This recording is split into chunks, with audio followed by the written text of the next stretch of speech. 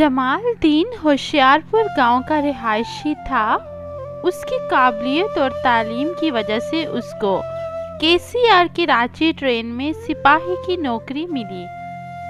उसने खुशी से अपना अपॉइंटमेंट लेटर पकड़ा और कराची रवाना हो गया।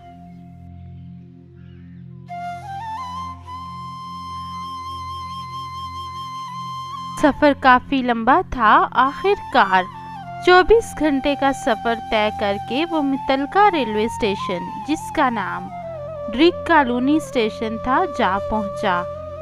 मुसाफिरों की चहल पहल इस स्टेशन पर नई ट्रेन के इफ्तिताह के शादियाने बजा रही थी।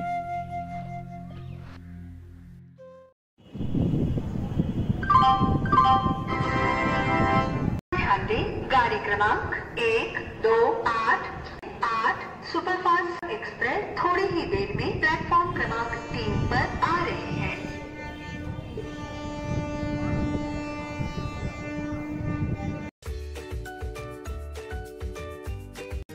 ट्रेन काफी पुरआसाइश बनाई गई थी। 20 साल के बाद इस ट्रेन का दोबारा आगाज कराची में लोकल चलने के लिए किया गया था और स्टाफ भी आपस में काफी दोस्ताना रवैये का मालिक था। कुल्ली, टीटी, हत्ता के सारा अमला ही इस नई लोकल कराची ट्रेन के इफ्तिताह पर बहुत ही खुश था। यहाँ ट्रेनिंग के दौरान ट्रेन के डिब्बे में खुशगपियाँ चल रही थीं कि अरे भाई जलालुद्दीन और कयूम अली, तुम लोगों को वर्दी तो हुकूमत ने ही देनी है, मगर तुम लोगों को कोट तो खुद से ही सिलवाना पड़ेगा, और हाँ, वो भी अपने खर्चे पर। तो जनाब, आपका ख्याल है कि अभी हमने कमाना शुरू किया ही नहीं और लगाना भी शुरू कर दें? वाह, तो अब मैं क्या दाद दूं इस हुकूमत की। अरे भाई, अफसोस है इस नौजवान नस्ल पर। अरे भाई, मैंने तो जाड़े की वजह से बोला था, आगे सर्दी और जाड़ा आ रहा है। अरे भाई, कुछ पैसे अगर अपने ऊपर लगा लोगे तो सर्दी से बच जाओगे, आगे तो भाई तुम्हारी मर्जी। जलालुद्दीन यार, मैं तो तैयार हूँ यार, मैं तो सुबह ही सिलवाता हूँ कोट। अरे शराफत अली साहब, आप मुझे जरा बताएं ये सिलवाना कहाँ से है? क्या इस कॉलोनी में कोई ऐसा है दर्जी जो अच्छा कोट सी दे? अरे लो भाई, ऐसा वैसा दर्जी तो भाई हमारी पूरी ड्रिक कॉलोनी में एक ही है, और वो दर्जी, अब मैं क्या बताऊं, बड़े कमाल का आदमी है। हमने इस कदर अय्यार और चालाक दर्जी नहीं देखा। कोई कितना ही बड़ा होशियार क्यों ना हो, उस दर्जी के सामने बैठकर अपना कपड़ा कटवाए, फिर भी वो चालाकी से लेकर थोड़ा बहुत कपड़ा चोरी कर ही लेता है और किसी को पता नहीं चलने देता। अरे चाहे कोई होशियारपुर से क्यों ना आया हो, वो किसी को थोड़ी छोड़ेगा।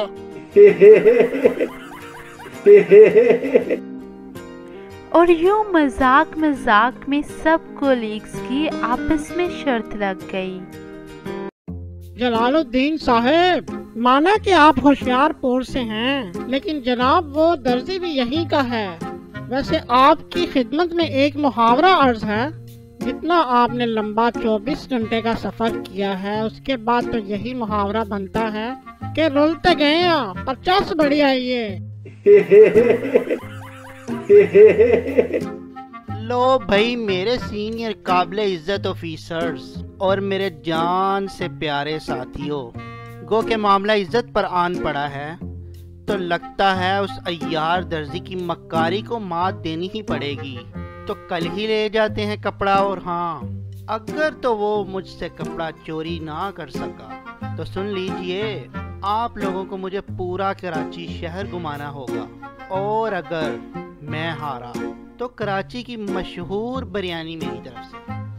इतने में नई ट्रेन के इफ्तिताह के मौका पर मशहूर रिपोर्टर चांद नवाब कैमरामैन के साथ रिकॉर्डिंग के लिए वहां आ पहुंचे। क्योंकि स्टेशन खचाखच भरा था और रौनक देखने के काबिल थी। कराची से लोग ईद मनाने अपनों में के लिए जा रहे हैं। कराची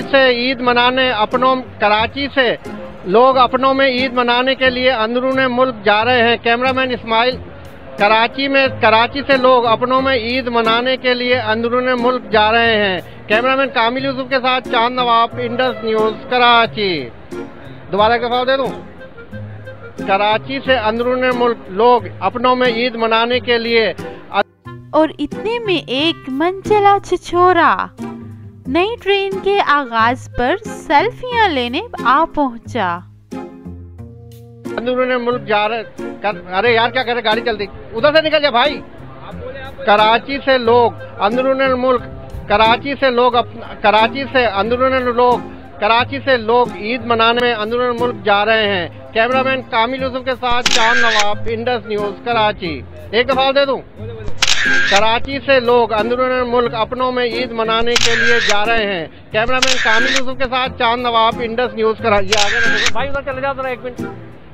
कराची से लोग अंदरून मुल्क अपनों में ईद मनाने के लिए जा रहे हैं। कैमरामैन कामिल यूसुफ के साथ चांद नवाब, इंडस न्यूज, यार बड़ा बेकार आदमी, भाई उधर से चले जाओ। कराची से अंदरून मुल्क लोग अपनों में ईद मनाने के लिए जा रहे हैं। क्या कर रहे हैं बीबी, उधर चलिए, एक मिनट रुक जाना। कराची से लोग अंदरून मुल्क अपनों में ईद मनाने के लिए यार रोक लेना भाई, उधर से चले जाओ ना यार, एक मिनट गाड़ी निकल जाएगी। कराची से लोग अपनों में ईद मनाने के लिए अंदरून मुल्क जा रहे हैं। कैमरामैन कामिल यूसुफ के साथ चांद नवाब, इंडस। बढ़ गए थे सामने देखो। और यहाँ दूसरे दिन जमालुद्दीन ब्रिक कॉलोनी के उस मशहूर दर्जी के पास आ पहुंचा।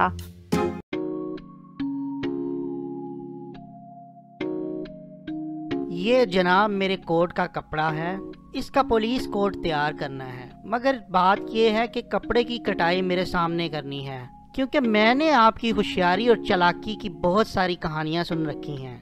मैं भी कुछ कम नहीं हूँ, अपना तल्लुक भी जनाब होशियारपुर से है। अजी हजूर तशरीफ रखिए, खादिम का नाम दिलनवाज है। क्या? दिलनवाज दर्जी। बादशाह अकबर से लेकर मुगलों के दौर तक हमारी पुरखों ने ही पोशाकें सी हैं। और आज हालात का ज़रा अंदाज़ा कीजिए। कराची की इस ब्रिक कॉलोनी में आज डेरा लगाए बैठे हैं। पूरा मोहल्ला हमारी दिलनवाजी की तारीफ़ें करता है। मैं तो बड़ा ईमानदार आदमी हूँ। लगता है आपकी खिदमत में किसी ने मेरे बारे में गलत फहमी पैदा कर दी है। उम्र गुजर गई ये दुकान चलाते हुए, लेकिन हराम है कि एक गिरा कपड़ा भी चोरी किया हो। मालूम होता है कि आप काफी मामला फहम सिपाही हैं, हर बात की तह को समझते हैं। यकीनी बात है कि अक्लमंदी में आपसे बढ़कर कौन हो सकता है। आपके सामने भला किसी की मजाल के जो चालाकी और अय्यारी दिखाने की जुर्रत करे। अरे जनाब बैठिए, आपका कोट अभी तैयार किए देते हैं और कपड़ा आपके सामने ही कटेगा। सिपाही दर्जी की बात सुनकर फूले न समाया और दिल ही दिल में बड़ा खुश हुआ कि दर्जी मुझसे मात खा गया है। सिपाही नाप देने के लिए अपना सीना चौड़ा करके खड़ा हो गया कि जैसे उसने कोई फतह हासिल कर ली हो। अब सिपाही चौकस होकर बैठ गया। इसने नजरें कैंची और दर्जी के हाथों पर गाड़ दी। जलालुद्दीन साहब, आपकी शख्सियत को मद्देनजर रखते हुए एक लतीफ़ा पेश नज़र करना चाहता हूँ। एक मौलवी से किसी ने तकरीब में पूछा, मौलवी साहब आप हलवा खाएंगे या मुर्गी? मौलवी ने एक लंबी सी आह भरी और कहा, अल्लाह तुझे ऐसे ही परेशान रखे जैसे तूने मुझे शशो पंज में डाल दिया है। अदाब अर्ज है। लीजिए तो एक और सुनिए। बाप ने बेटे से कहा, मेरे जिगर इस बार तुम्हें इम्तहान में 90% मार्क लेने हैं। बेटे ने फखरिया जवाब दिया, नहीं अब्बू, इस बार तो मैं पूरे 100% लूंगा। बाप ने बेयकीनी से कहा, बेटा क्यों मजाक कर रहे हो? और बेटे ने कहा, शुरू किसने किया था?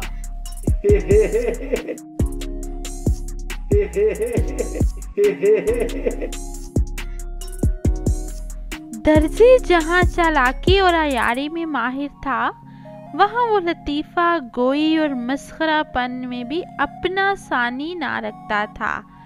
यूं बातों बातों में उसने जमालुद्दीन को ऐसा उलझाया कि जमालुद्दीन हंसने और कहकहे लगाने में मसरूफ हो गया और दर्जी ने बड़ी ही चालाकी के साथ कपड़े का कुछ टुकड़ा काट कर टेबल के नीचे फेंक दिया।